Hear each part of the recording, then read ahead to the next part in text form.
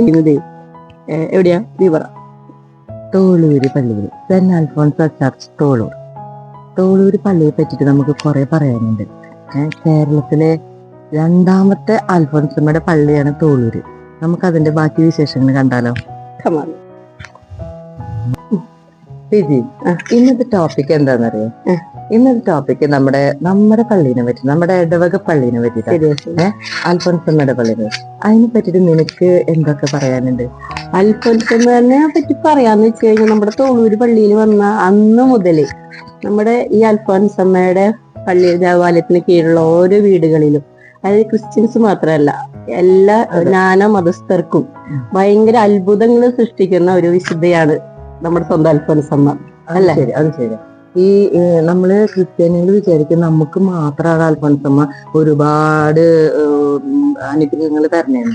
അതല്ല, ഹിന്ദുക്കൾക്കും ഉണ്ട്. എന്നോട് കുറെ പേര് പറഞ്ഞിട്ടുണ്ട്, നിങ്ങളുടെ ദൈവം നന്നായിട്ട് നമ്മളെ പ്രാർത്ഥന കേൾക്കുന്നുണ്ട്. ഞങ്ങള് ഡെയിലി, നമ്മൾ ക്രിസ്ത്യാനികൾ പോലും ഡെയിലി മെഴുതിരി കത്തിക്കുന്നുണ്ടാവില്ല.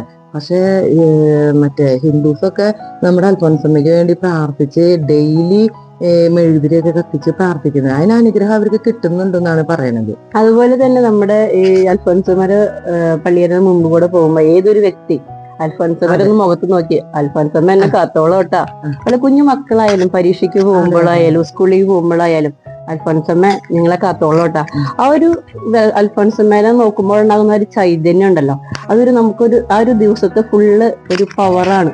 അത്രയും വിശുദ്ധിയാണ് നമ്മുടെ സ്വന്തം അൽഫോൻസമ്മ. ഓരോ വീട്ടുകാർക്കും പറയാനുണ്ടാവും നമ്മുടെ ഓരോ അൽഫോൻസമ്മയുടെ ഓരോരോ അത്ഭുതങ്ങൾ. ഒരു കുഞ്ഞു മക്കൾക്ക് പോലും അറിയാം അൽഫോൻസമ്മ. അത്രയും ഒരു നിഷ്കളങ്ക മുഖമാണ്. ഒന്ന് ശരിക്കും സൂക്ഷിച്ചു നോക്കിയ അൽഫോൻസമ്മയുടെ മുഖത്ത് നമ്മൾ എന്ത് പ്രാർത്ഥിച്ചാലും നമുക്ക് അപ്പൊ തന്നെ അത് നല്ലതാണെങ്കിൽ ഷുവറായിട്ടും അൽഫോൻസമ്മ അത് സാധിച്ചു തരും. പിന്നെന്ന് വെച്ച് കഴിഞ്ഞാല് പലരും നമ്മളോട് പറയും അൽഫോൻസമ്മോട് പ്രാർത്ഥിച്ചു കുറെ സഹനങ്ങൾ ഉണ്ടായിരിക്കും. പക്ഷെ അതിനുള്ള ആൻസർ നമുക്ക് എന്തായാലും കിട്ടും. സഹനങ്ങൾ കുറച്ച് അഡ്ജസ്റ്റ് ചെയ്യേണ്ടി വരും. എന്നിരുന്നാൽ കൂടി നമ്മൾ പ്രാർത്ഥിച്ച കാര്യം അൽഫോൻസമ്മ എന്ത് തന്നെയാലും നിറവേറ്റി തരും. പക്ഷെ സഹനങ്ങളെ നമുക്ക് സഹിക്കാൻ പറ്റുന്നതേ അൽഫോൻസമ്മ തരുള്ളൂ.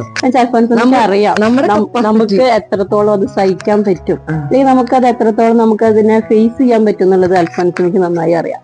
അപ്പൊ ഓരോരുത്തർക്കും എത്രത്തോളം സഹിക്കാൻ പറ്റുന്ന അതിന്റെ ഒരു മിനിമം വരെ തന്നെ അൽഫോൻസമ്മ നമ്മളെ കൊണ്ട് അനുഭവിപ്പിക്കുള്ളൂ. അപ്പോഴേക്കും നമുക്ക് അതിന് എന്ത് പ്രാർത്ഥിച്ചാലും ഈശോയുടെ സഹായം കൊണ്ട്.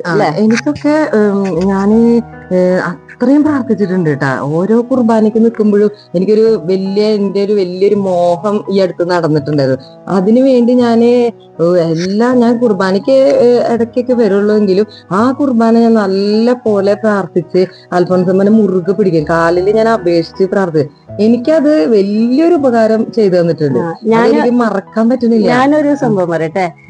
ഞാന് അൽഫോൻസമ്മനെ കുർബാനയ്ക്ക് ഇരിക്കുമ്പോ അൽഫോൻസമ്മ നന്നായി നോക്കിയായിരുന്നു. ഞാൻ അൽഫോൻസമ്മ മുഖത്ത് ആ ഒരു ഭംഗി കാണുമ്പോൾ ഞാൻ ചിന്തിച്ചായിരുന്നേ, നമുക്കൊന്നും അത്ര ഭംഗിയില്ല, നിങ്ങൾക്കൊക്കെ എന്ത് ഭംഗിയാ, നിങ്ങൾക്ക് എന്ത് ചെറുപ്പാൻ, തടിയൂല്ല. നമ്മുടെ ഈ പ്രായത്തിൽ തന്നെ എത്ര തടിയുണ്ട്, ഭംഗി കുഴപ്പമില്ലാത്ത ഭംഗിയുണ്ട്. എന്നിരുന്നാൽ അൽഫോൻസമ്മ നല്ലൊരു ഭംഗിയല്ല. അങ്ങനെ ഞാനൊരു 4 പ്രാവശ്യം ഞാൻ പ്രാർത്ഥിച്ചുള്ളൂ. ആ സമയത്താണ് എനിക്കൊരു മലയാളി മംഗ പട്ടം കിട്ടിയത്. അപ്പോഴെനിക്ക് മനസ്സിലായി ശരിയാട്ടാ, അൽഫോൻസമ്മനെ പ്രാർത്ഥിച്ചു കഴിഞ്ഞാൽ എന്തായാലും നമ്മുടെ വിഷമം ആ സമയത്ത് എനിക്ക് അതായിരുന്നു. അൽഫോൻസമ്മ നല്ല ഭംഗിയായിരുന്നു, എന്നെ കാണാൻ ഒരു ഭംഗിയില്ലല്ലോ എന്നായിരുന്നു. പക്ഷെ അൽഫോൻസമ്മയുടെ അടുത്ത് പ്രാർത്ഥിച്ച് ഒരു 2-3 ആഴ്ചകൾ കഴിഞ്ഞപ്പോഴാണ് ഇങ്ങോട്ട് കോൺടെസ്റ്റ് വന്ന് ഞാൻ പങ്കെടുത്തതും തൃശ്ശൂർ ജില്ലയിൽ ഞാൻ മലയാളി മംഗയായത്. അപ്പൊ അങ്ങനെയാണ് അൽഫോൻസമ്മ നമ്മുടെ തമാശകളായ ആഗ്രഹങ്ങൾ പോലും അൽഫോൻസമ്മ സാധിച്ചു തരും.